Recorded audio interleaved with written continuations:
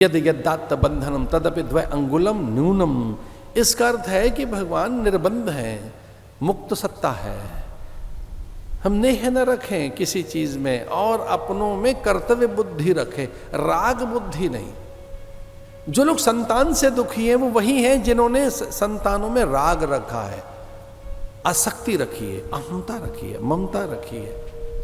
अगर संतति में बहुत आसक्ति है तो दुख देगी संतान आपको। संतान में कर्तव्य बुद्धि रखिए, अपने बच्चों को पालिए, वो आपकी कर्तव्य है आपका, उनसे अपेक्षा मत रखिए। अपेक्षा दुख की जननी है। उनमें उतनी सामर्थ्य नहीं, उनमें उतनी आपके प्रति उतना स्नेह नहीं, वो उतने प्रतिबद्ध नहीं है, वो उतने वचनबद्ध नहीं है। अब संतान नहीं है मानो वचनबद्ध प्रतिबद्ध, उसमें नहीं है उस प्रकार का त्याग, समर्पण, स्नेहन, और आप उससे अपेक्षा कर रहे हैं। मोह सकल व्याधिन कर मूला। उलूखल बंधन की लीला बिल्कुल यही है। संबंधों में बंधन नहीं, बंधो मत, इनसे मत बंधिए, बंधन मत रखिए। कर्मानुबंधिनी मनुष्य लोके, हम खुद बंधने के चक्कर में हम एक दूसरे से बंध रहे हैं। ये पूजा में पंडित जी आ गए, हमको बांध रहे हैं, हम पंडित जी को बांध रहे हैं। अरे भैया खोलिए मुझे, ये क्या कर रहे हैं आप? वो कहता नहीं इसी से खुलेगा भैया। तो ये कर क्या रहे हो? ये न बद्धो बलि राजा दानवेंद्र हो महाबला तेन स्वाम प्रतिपदनामी रक्षई मांचल मांचल। पूजा बाद में कर रहे हैं, पंडित जी कह रहे हैं आ तुझे बांध दूं पहले। किसमें? नियम में, संयम में, सदाचार में, नैतिकता में, अनुष्ठान में, अनुशासन में। अरे यजमान तुझे बांधना चाहता हूं, खुलकर नहीं जाना। खुला छूट नहीं है। 9-10 दिन का अनुष्ठान है, 2-4 दिन की पूजा है, अथवा केवल आज ही सत्यनारायण की व्रत कथा है, दोपहर में तेरा धागा खोल दूंगा, पर बैठा रहे यहीं पर। ये तुझे बांध दिया मैंने। मारे मुझे क्यों बांध रहे हैं? अरे मुक्ति के लिए। हमको भी बड़ा अच्छा लग रहा है पंडित जी बांध रहे हैं। अच्छा पंडित भूल गया तो कहते जरा पंडित जी वो बांध देना हमको। क्या बांध देना? वो कलावा बांधो, रक्षा सूत्र। हमारे यहाँ हरियाणा में कहते हैं परांदा, वो परांदा बांधो जी।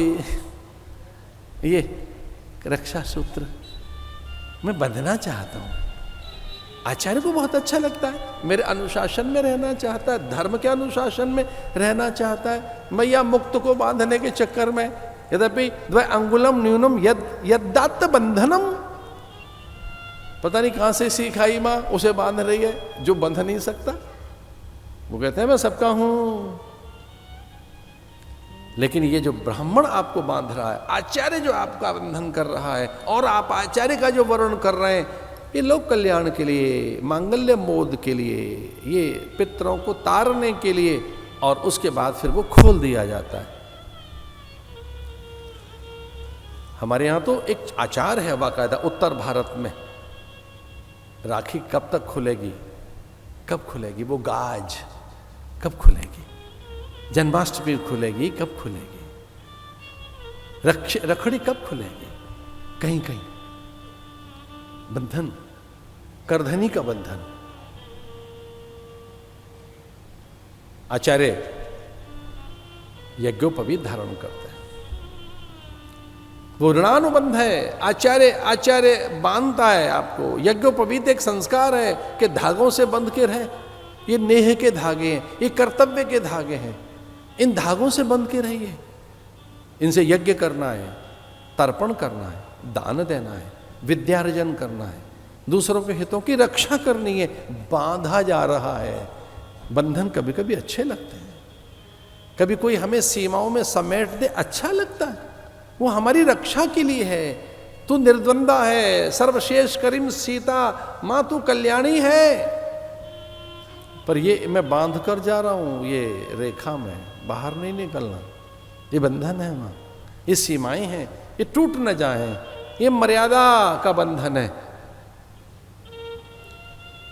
लेकिन लोक कल्याण के लिए, निशाचर जाति के उद्धार के लिए मां ने लक्ष्मण का ध्यान करते हुए कहा, अरे लखन ये साधु जैसा तो लगता नहीं, पता नहीं कौन है साधु के वेश में। ये कहता है रेखा से बाहर आकर, इन सीमा रेखाओं से, इस बंधन से बाहर आकर भिक्षा नहीं देगी तो दोनों कुल नष्ट हो जाएंगे। यह कुल उभय कुल रक्ष का है स्त्री। वो केवल जहां विवाहित होके पहुंच गई उसी कुल का नहीं, जहां जन्मी है उसका भी तारण करती है। कुल तारणेम कुलोद्भवाम। बंधन कभी कभी अच्छे लगते हैं, बंध के रहिए नियमों से। जितना नियमों से बंध के रहोगे उतनी ताकत आएगी, उतनी सामर्थ्य आएगी। निर्द्वंद मत रहना, स्वतंत्र मत रहिए, स्वेराचारी मत रहिए, बंध के रहिए नियमों में। उलूखल लीला में मां बांधना चाहती है, लेकिन नारद के वचनों के उद्धार के लिए, नलकूबर के लिए, नलकूबर यानी मणिग्रीव, नलकूबर के लिए नारद जी के द्वारा श्राप मिला था कुबेर पुत्रों को। बद्रिकाश्रम में वो मद्यपान कर रहे थे, नारद को अच्छा नहीं लगा। नारद ने कहा ये सारी बातें अच्छी हैं, लेकिन बद्रिकाश्रम में मद्यपान नहीं हो सकता। ये मेरा है, नारद क्षेत्र है, ये पूरा मेरा क्षेत्र है, इस नारद क्षेत्र में मद्य नहीं हो सकता, ये मेरी टेरिटरी में नहीं, मद्यपान नहीं कर सकते। कुबेर पुत्र हठी थे, उन्होंने कहा अरे कमाल है, हम कुबेर के बेटे हैं, अलकापुरी का वो स्वामी है, हम यहाँ के राजा हैं, हम अलकापुरी के स्वामी, हमारा जो पिता है राजा है कुबेर, अलकापुरी का देवता है, वो यहाँ का स्वामी है, हम उसके पुत्र हैं। पर नारद ने कहा ये मेरा क्षेत्र भी है। अलकापुरी वहां से आरंभ होती है, अलकापुरी है नहीं है, माणा गांव के ऊपर से भीम पुल पार करके तुम्हारा एरिया यहाँ नहीं है, वहां करो जो कुछ करना है, ये नहीं है। झगड़ा हो गया इस बात पर, बोले नारद क्षेत्र है ये नारद क्षेत्र, केदार खंड जो बद्रिकाश्रम है वो केदार खंड में आता है। केदार खंड बद्रिकाश्रम तक है। केदार खंड नर नारायण के पर्वत मध्य नारद क्षेत्र वो मुनियों का क्षेत्र है, वो महात्माओं की जगह है, संतों की जगह है, ऋषि मुनियों की। तपस्या में बाधा ना आए कोई। देखो यहां मद्यपान नहीं कर सकते, लेकिन वो कुबेर पुत्र थे, हठ। अब बड़े कई बार परिवारों के बच्चे अभिमानी हो जाते हैं, जबकि ऐसा नहीं करना चाहिए।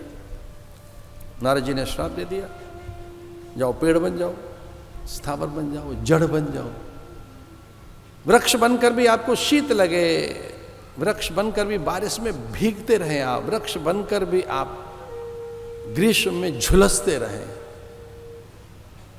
इस पवित्रता को भंग नहीं कर सकते आप। बेचारे भयभीत हो गए, गिर पड़े चरणों में, बोले महाराज हम सच में भूल गए थे, इस मदिरा ने उन्मत्त कर दिया, हम आपकी महिमा नहीं समझ पाए। नारद जी को बड़ा कष्ट हुआ। नारद जी ने कहा देखिए क्रोध में ऐसा होता ही है, अब मुझे भी तो क्रोध नहीं करना चाहिए था। कुबेर पुत्र उनसे क्षमा मांग रहे हैं, हमसे भूल हो गई। नारद जी भी कह रहे हैं मुझसे भी भूल हो गई, मुझे आवेश में इतना बड़ा श्राप नहीं देना चाहिए आपको, लेकिन अब मेरे मुंह से श्राप निकल गया है, अब ये इसमें थोड़ा विलंब होगा इसे ठीक करने में। बोले अब मेरे बस का रहा नहीं। मृषा न हो देव ऋषि भाखा, मैं देव ऋषि हूं, मैं देवताओं का ऋषि हूं, मैं ब्रह्मा से प्रकट हुआ हूं, मैं आदि पुरुष हूं, द्वादश दर्शनाचार्य हूं, मैं भगवान की साकार सत्ता हूं। अब मेरे बस का रहा नहीं आपके श्राप को मिटाना।